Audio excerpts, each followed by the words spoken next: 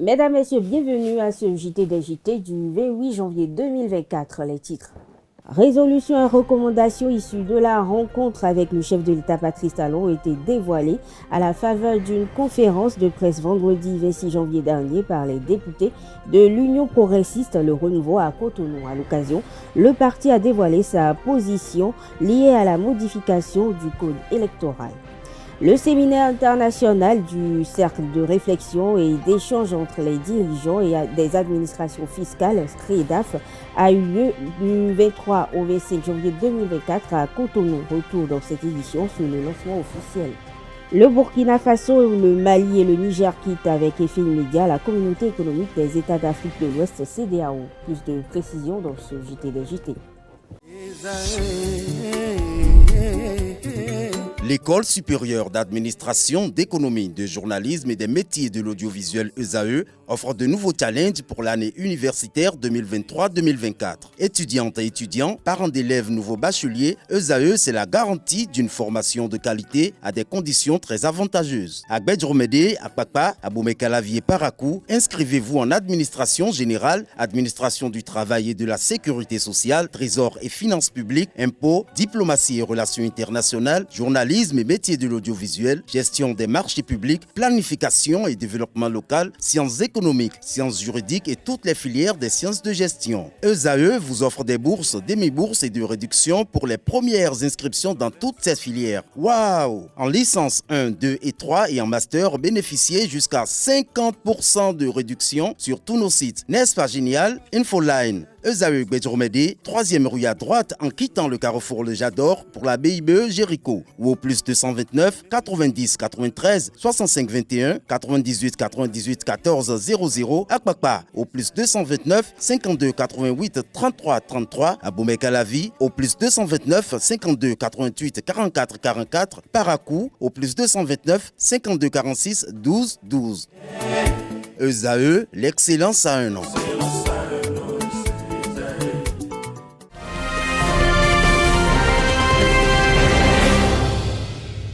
Suite à sa rencontre tenue avec le président Patrice Talon le 22 janvier 2024, l'UP Le Renouveau a dévoilé sa position liée à la modification du code électoral. C'était le vendredi dernier à la faveur d'une conférence de presse animée par les parlementaires de l'Union progressiste Le Renouveau tenue à Cotonou. Pour plus de précisions, je vous invite à suivre le président du groupe parlementaire Ake Natondé au micro de E-Télé Bénin.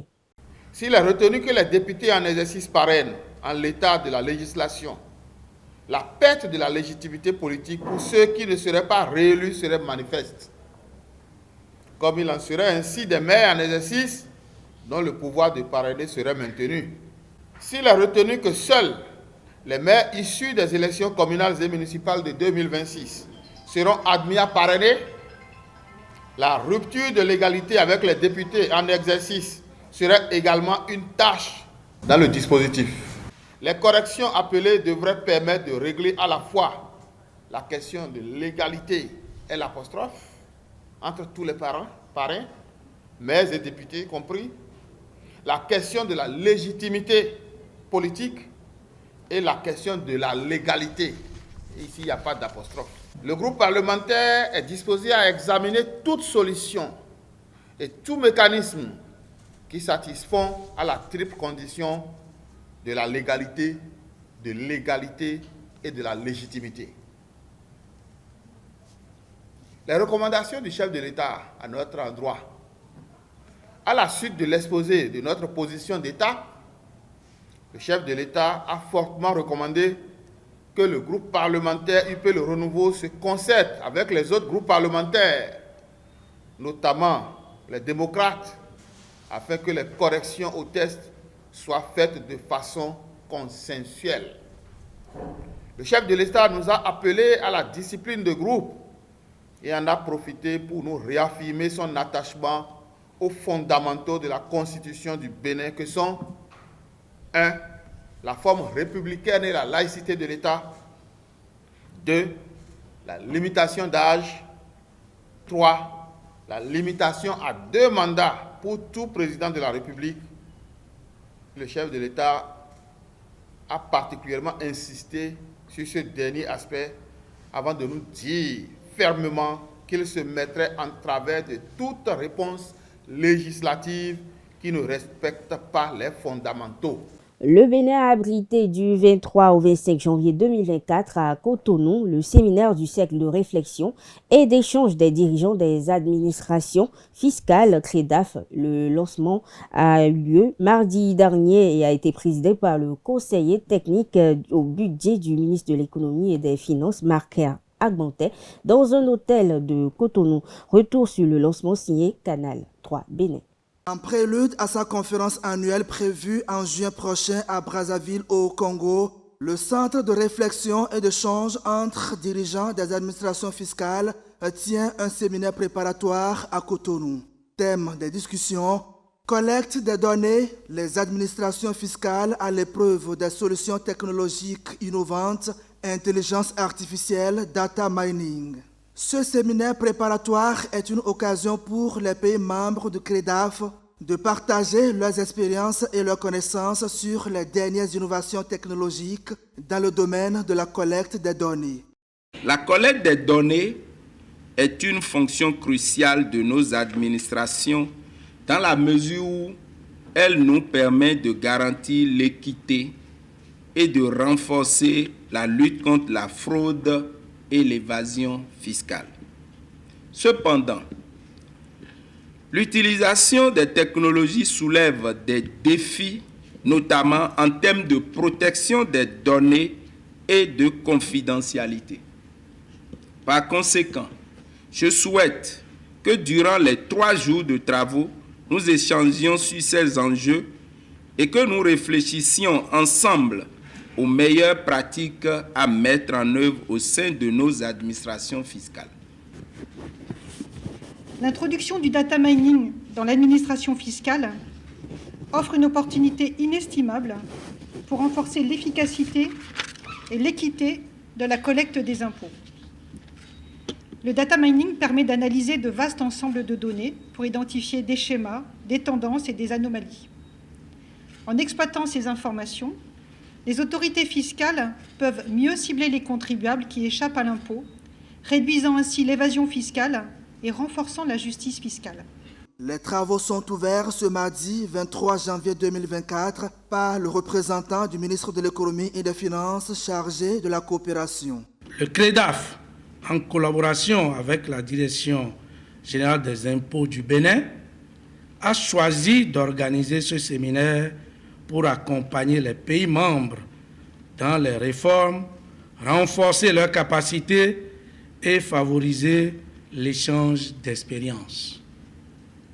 Ce forum offre une occasion unique d'identifier les meilleures pratiques actuelles et futures, de relever les défis majeurs auxquels nos administrations fiscales sont confrontées et de dégager des perspectives.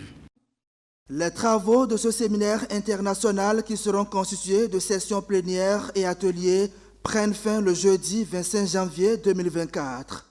Le ministère de l'Économie et des Finances attend des participants des recommandations pertinentes qui permettront de renforcer la connaissance de chaque pays membre du CREDAF sur les pratiques innovantes.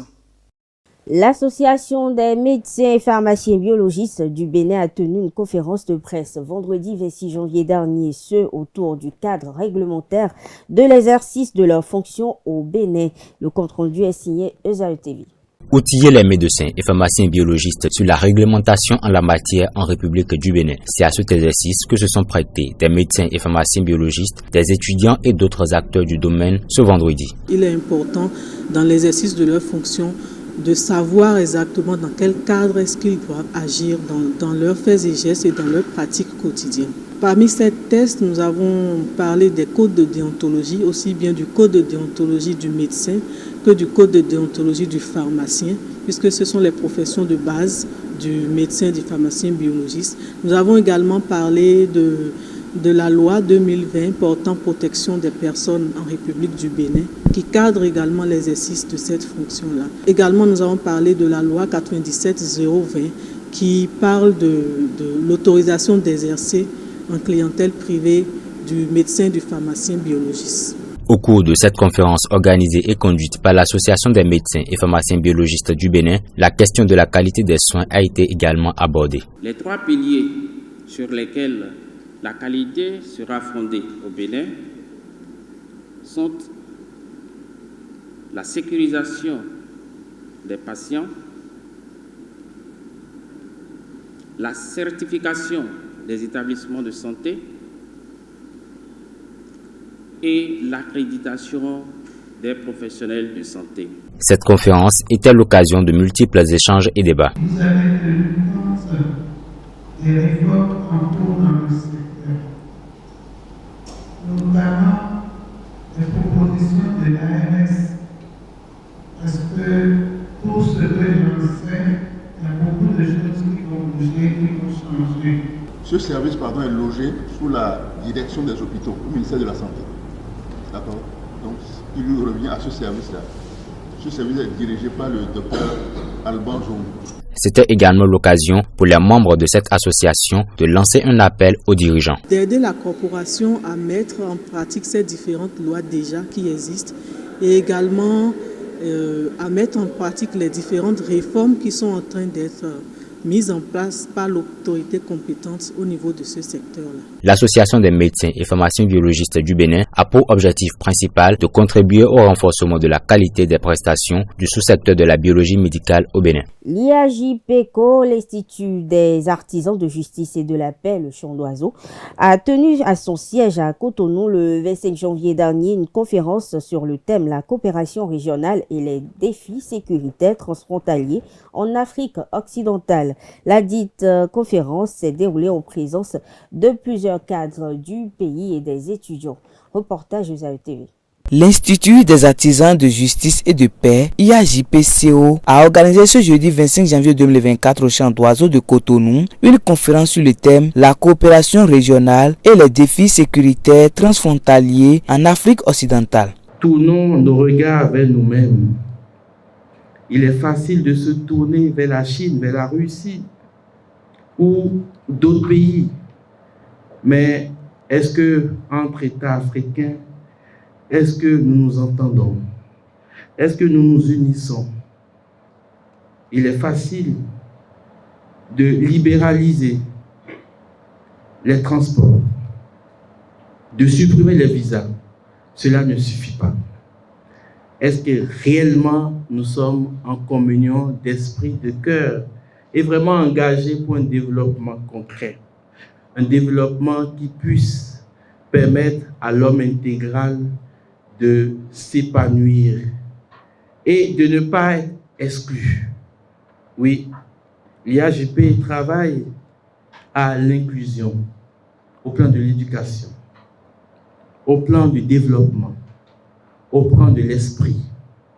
Oui, déconstruire les mentalités obtuses, fermées, déconstruire les non-engagements et déconstruire tout pessimisme et donner de l'espérance. Pour cette première conférence de l'année, l'IAJPCO a sollicité le professeur Delidji Eric Dedjila, professeur de pratique de relations internationales, professeur associé au Centre d'études sur les conflits, le développement et la consolidation de la paix et au Centre d'études de la gouvernance mondiale. Les défis sécuritaires en Afrique de l'Ouest doivent vraiment être appréhendés de manière plus globale en intégrant tous les facteurs et en insistant surtout sur le rôle clé que l'État doit jouer pour œuvrer en faveur de la paix et de la stabilité.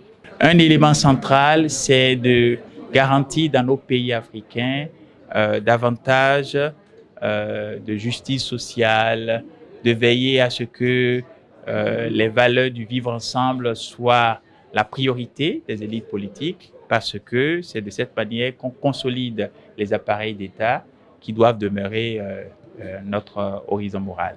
Simplement, il faut qu'au niveau des institutions sous-régionales, je pense à la CEDEAO et à l'UEMOA, qu'il y ait davantage de synergie parce que les défis sont transfrontaliers. Il y a la question du terrorisme, la question de l'extrémisme violent, j'en ai parlé, la piraterie, dont on parle peu, mais aussi les autres formes de menaces hybrides, notamment les pandémies qui Vous savez, sont et vont être de plus en plus des défis majeurs.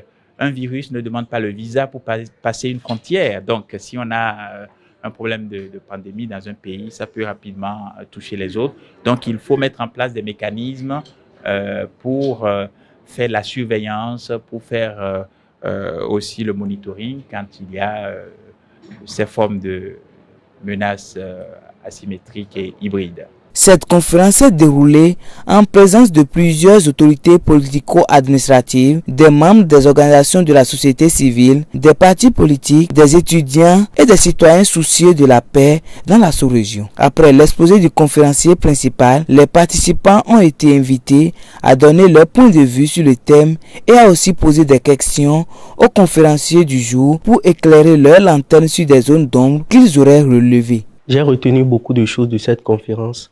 Et vous savez qu'à l'heure actuelle, nous avons beaucoup de fléaux, de vices qui rongent nos sociétés. Les défis sécuritaires, notamment ceux qui sont liés au terrorisme, au blanchiment d'argent, au trafic d'armes, etc. Donc, le professeur nous a instruit sur la manière dont la coopération régionale pourra permettre de lutter contre les défis sécuritaires que nous avons en Afrique de l'Ouest. Et vous savez, avec les groupes comme Boko Haram qui sévissent dans la région, il est alors important de pouvoir penser à la question et de pouvoir apporter des solutions. Donc c'est de ça essentiellement nous avons discuté. Le thème de cette conférence, j'ai retenu que le problème d'insécurité qui gangrène en Afrique, dans les États africains, la meilleure solution qu'il faut apporter à cela, ce n'est pas le recours aux armes. Il vaut mieux instruire la population, participer à l'éducation efficace des couches sociales. Quand il s'agit de paix et de sécurité, on retient toujours beaucoup de choses. Mais spécialement, je pense que cette conférence aurait permis à ce qu'il y ait un certain enrichissement de ce qu'on appelle le débat public sur ces thématiques-là au Bénin.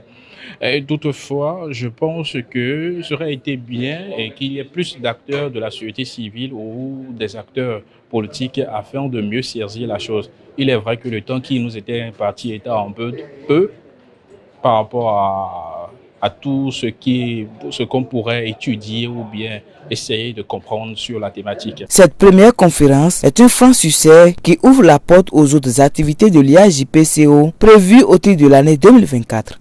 L'IAJP a un débat qui aura lieu le 15 février prochain.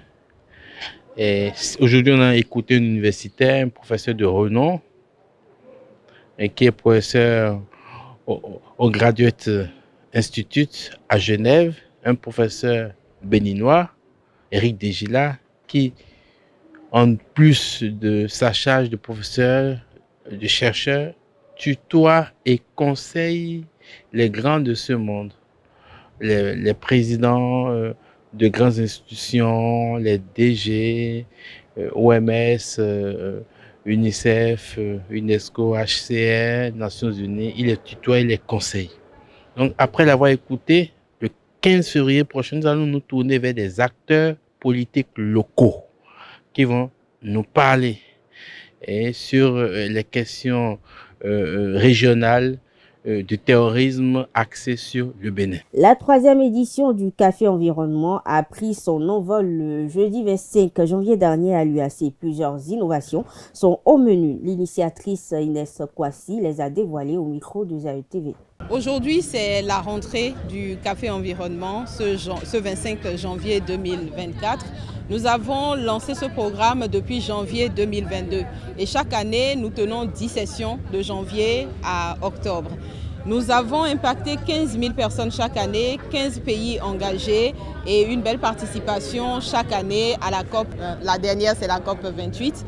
Et puis nous nous sommes dit, il faut faire plus. Alors à travers le Café Environnement, nous mobilisons 50 jeunes qui vont sensibiliser chacun 20 personnes, ce qui fait 50 fois 20 000 personnes impactées. Mais pour 2024, nous avons décidé de faire mieux en nous associant à 4 universités. HECM Calavi, ESAE Gbedjo Médé, l'université d'Abomey-Calavi avec MIRD et évidemment l'ENEAM au niveau de Bégamé. Ce sont les 4 sites universitaires qui accueilleront le Café Environnement qui passe d'une périodicité mensuelle à une périodicité hebdomadaire. Toujours pour pouvoir mieux parler environnement, pour avoir plus de personnes qui s'engagent. On aura de 50, on passe à 200 jeunes qui pourront parler de l'environnement sur le terrain. Donc c'est ça particulièrement l'innovation, la prochaine étape pour 2024.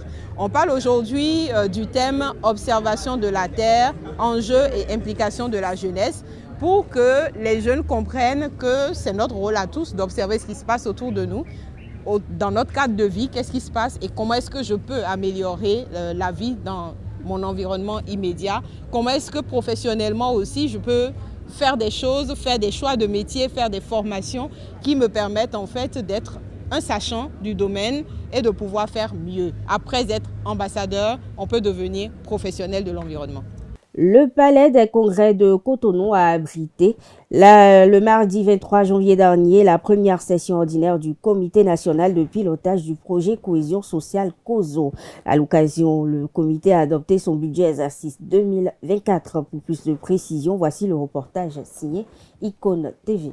Ce plan de développement villageois est envoyé au niveau... Le Comité national du pilotage du projet de cohésion sociale des régions nord du Golfe de Guinée, COSO, a tenu sa première session ordinaire au titre de l'année 2024 ce mardi 23 janvier à Cotonou. Une première session consacrée à l'étude du rapport d'activité 2023, à l'approbation du plan de travail et au budget annuel pour l'exercice 2024. Les résultats du projet au 31 décembre 2023 affichent respectivement un taux d'exécution physique de 23,38% contre un taux d'exécution financière de 35,68% du plan de travail et budget annuel 2023. Le gouvernement attend énormément des résultats de la mise en œuvre du plan de travail et budget 2024 du projet qui passe en revue au cours de la présente session du Comité national de pilotage. Le plan de travail et budget annuel du projet COSO est élaboré chaque année en fonction des prévisions d'activité, des coûts et périodes de leur réalisation. 13 arrondissements répartis en 4 groupes sont pris en compte par ce projet qui bénéficie de l'accompagnement technique et financier de la Banque mondiale et de la coopération suisse. Le projet de budget pour l'exercice 2024 du projet COSO est estimé à 25 252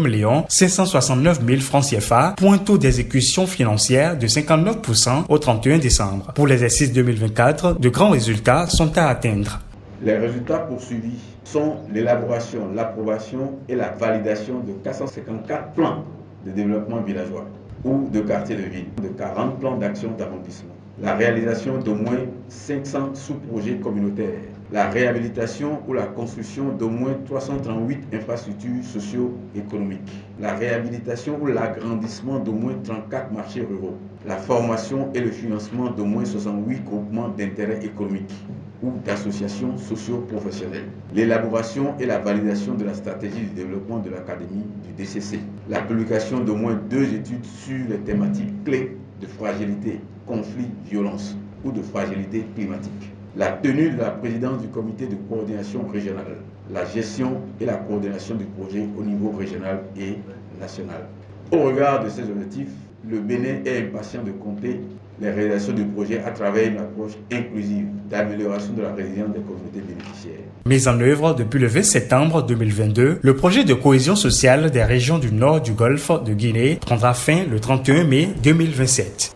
La toiture du centre de promotion sociale des aveugles de Segbea de Cotonou a été réfectionnée par l'association du corps diplomatique au Bénin présidée par l'ambassadeur du Royaume du Maroc, Rachid Erghibi. L'association a aussi refait la peinture des salles de classe et c'est la ministre des Affaires sociales et de la microfinance, Véronique Toye-Fodé, qui a procédé à la réception officielle le lundi 22 janvier 2024 sur présence des initiateurs. Retour sur la cérémonie avec l'ORTB. Parfois rejetés par leur famille, ces enfants sont recueillis par ce centre qui leur offre un nouveau départ. Le Centre de promotion sociale des aveugles de Segbea, CPSA, accueille les non-voyants de tout âge pour leur prise en charge. Cela fait 40 ans que ce centre existe et s'attelle à l'éducation et l'autonomisation des personnes déficientes visuelles. 40 ans de vie, mais des locaux aussi vétustes. Touchée par cette œuvre humanitaire du CPSA, l'association du corps diplomatique au Bénin réfectionne ce lieu éducatif de ses enfants handicapés. On a profité des vacances de fin d'année. On a pu faire ça dans des délais très courts grâce à Claude Calam et grâce aussi au peu de moyens dont dispose notre association.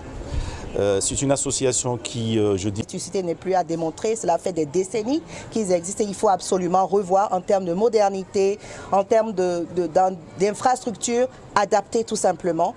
Et c'est en cours. Le Centre de promotion sociale des aveugles de Segbeya est créé en 1983. Le CPSA veille non seulement à l'éducation, mais aussi à la réadaptation de ces personnes vulnérables. La première session de la conférence sectorielle des DSI et des RSSI du cadre de vie et des transports s'est tenue le 23 janvier 2024 dans la salle de conférence du ministère du cadre de vie et des transports en charge du développement durable. Dr Abdouaziz Sobabé, au directeur des systèmes d'information du ministre du cadre de vie et des transports, a conduit les travaux de cette conférence. À l'occasion, il a livré les raisons proches et lointaines de cette initiative. Le point est signé Kingo TV World. La première section de la conférence sectorielle des DSI et RSSI du secteur cadre de vie et transport s'est tenue ce mardi 23 janvier dans la salle de conférence du ministère du cadre de vie et des transports en charge du développement durable. Le directeur des systèmes d'information du ministère du cadre de vie et des transports, Dr Abdouaziz Sobabé, qui a conduit les travaux de cette conférence, fait part des diverses raisons proches et lointaines qui ont fondé l'instauration de cette conférence, tout en clarifiant la transformation digitale dans notre pays. En termes de raisons proches, il faut retenir la réforme qui a consacré la mise en place du MCVT, la création du MCVT, entendu ministère du cadre de vie et des transports en charge du développement durable. Cette réforme-là a permis de mettre ensemble, in fine, deux anciens ministères, le MCVDD et le MIT. Et donc, des propos formels du ministre, il nous a demandé d'éviter de parler de la fusion.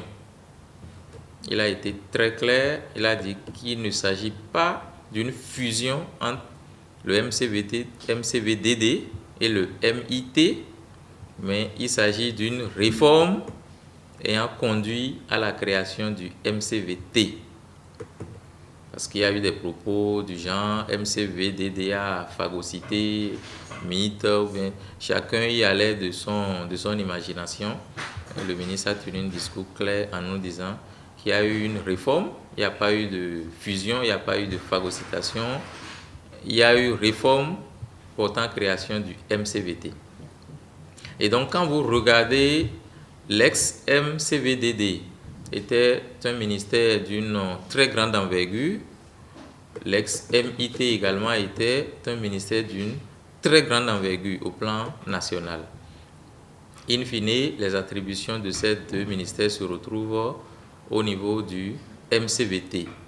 Il s'agit donc d'une très grosse structure, d'un très grand ministère, l'un des plus grands au plan national, si ce n'est le plus grand, d'accord, et donc ayant en charge donc la gestion, la coordination des systèmes d'information d'un tel ministère, il faut quand même se doter d'outils importants pour pouvoir manager donc ce très grand navire.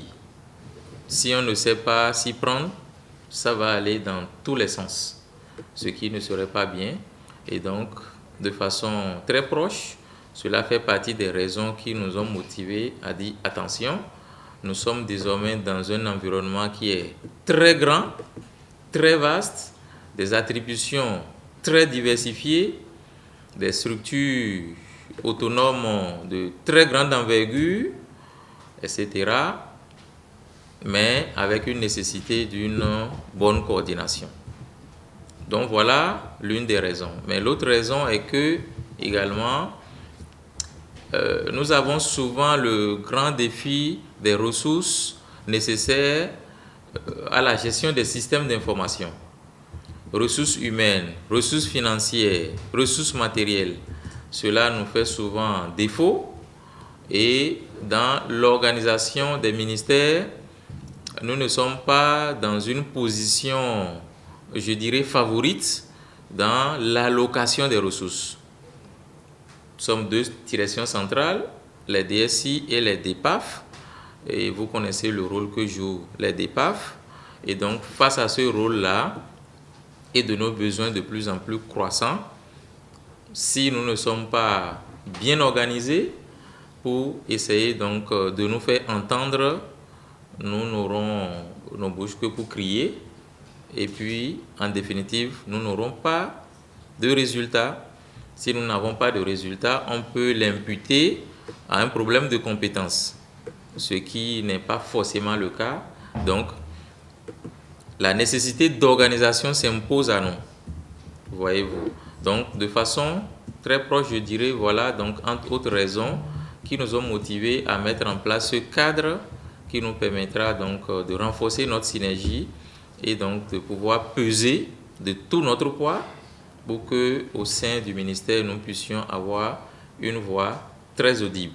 Il finit par rappeler la vision du gouvernement dans le domaine du numérique, qui est de faire de notre pays une référence technologique sous-régionale.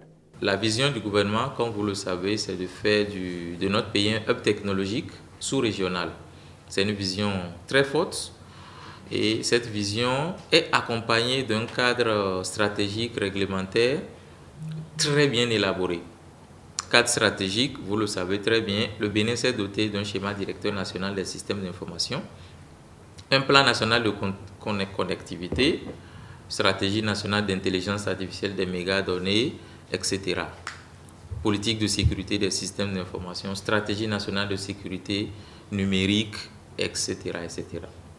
Au plan législatif et réglementaire, le code du numérique, vous le savez très bien, les différents décrets portant X-Road, portant e-service, portant gouvernance des programmes et projets numériques, il a fallu tout cet arsenal-là pour que les DSI puissent être vraiment mis en orbite.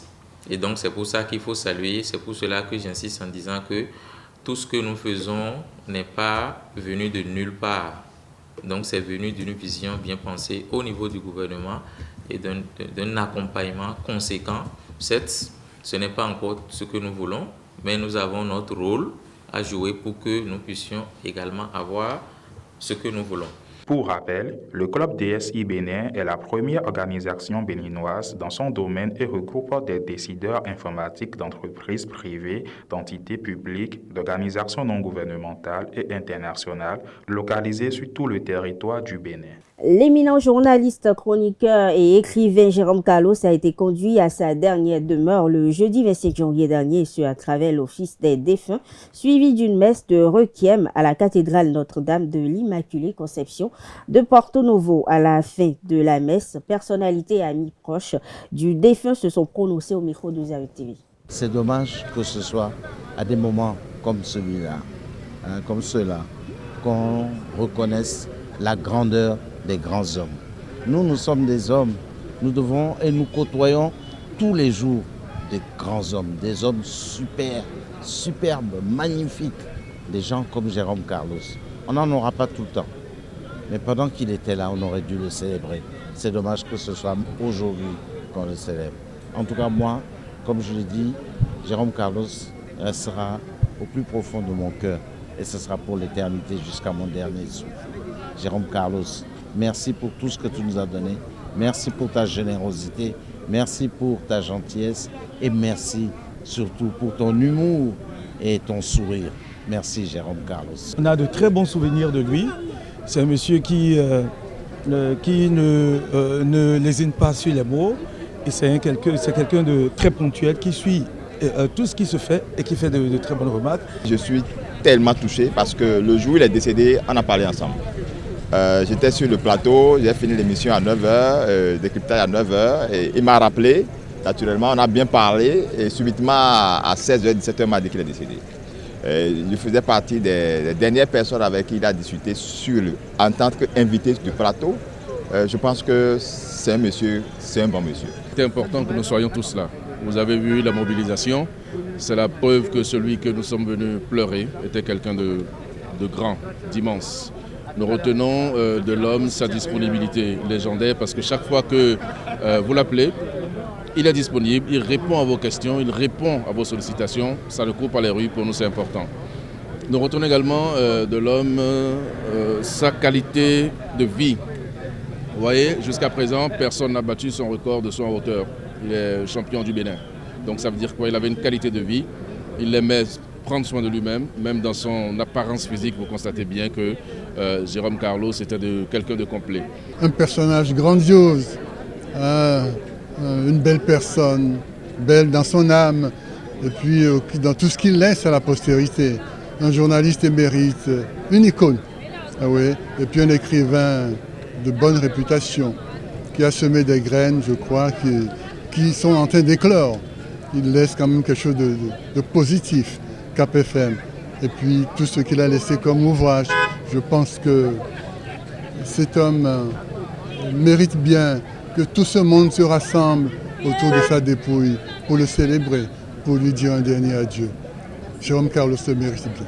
Un grand frère de route avec qui j'ai partagé près de 7 années de chronique sur l'ORTB, sur Week-end Matin. C'est quelqu'un que je connais très bien, c'est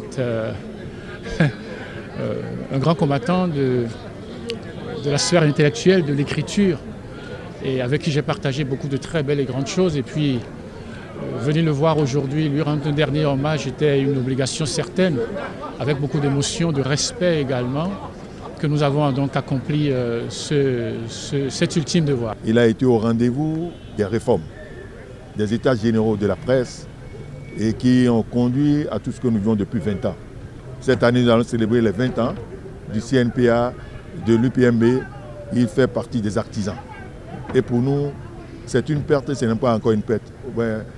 Jérôme a voyagé. Prenons ça comme ça, qu'il est parti. Mais nous devons garder en mémoire la pensée positive qu'il a essayé d'inculquer à la presse béninoise surtout. Pour dire que la presse africaine doit être au rendez-vous des grandes actions du monde. Et on ne doit pas être complacé, on doit être présent. Et il revient à l'ensemble des professionnels des médias de savoir retourner sur ces chroniques, de réapprendre et de prendre confiance que les médias africains doivent être à la base de la narrative africaine. Il n'y a rien à dire pour lui. Vous voyez un peu la foule. Vous voyez, c'est un monsieur, il a du cœur. C'est un monsieur, honnêtement, il nous a tous formés. Je ne suis pas journaliste, mais j'ai développé certains arts à cause du doyen Jérôme Carlos. Le doyen Jérôme Carlos, c'est un monument. Ce qui m'intéresse, ce qui m'a vraiment accroché chez lui, c'est son caractère d'homme simple. Et le rapport patron-employé n'a jamais existé chez lui. C'est un monsieur qui appelle ses employés tonton, tonton. Quand vous l'appelez directeur ou PDG, il n'aime pas.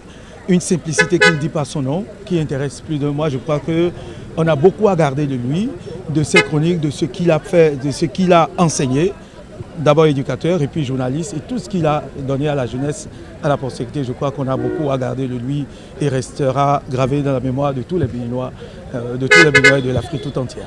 Je retiens également qu'il avait un rapport particulier avec chacun de nous. Donc avec tout le monde qui est venu ici, il avait vraiment un rapport particulier. Et pour nous, c'est l'incarnation de l'humilité, de la disponibilité, je l'avais déjà dit. Et nous ne pouvons pas oublier un homme pareil. Le plus important, c'est ce qu'il a laissé à la postérité. Que nous retenions de lui certaines choses, ce n'est pas le plus important, mais que nous continuions à préserver ses œuvres. Et en parlant d'œuvres, justement, il en a beaucoup fait au Bénin, en Côte d'Ivoire, au Sénégal, en France. Donc franchement, qu'il repose en paix. Il a eu une vie totale, une vie complète, une vie méritée et donc des hommages mérités. Hors du Bénin, le Burkina Faso, le Mali et le Niger ont décidé de quitter avec effet immédiat la CEDEAO. Ils l'ont annoncé ce dimanche 8 janvier 2024 à travers un communiqué. La décision fait suite à la création le 16 septembre dernier par les 3 pays de l'Alliance des États du Sahel, un pacte de défense mutuelle, une signature d'accord de création qui fait suite au coup d'État du 26 juillet 2023 au Niger contre lequel la CEDEAO menaçait d'intervenir militairement. En France, le ministre de l'Intérieur Gérald Damanis a demandé ce dimanche aux responsables des forces de l'ordre de mettre en place un dispositif important afin d'empêcher tout blocage par les agriculteurs du marché de Rungis, des aéroports franciliens et d'interdire toute entrée dans Paris.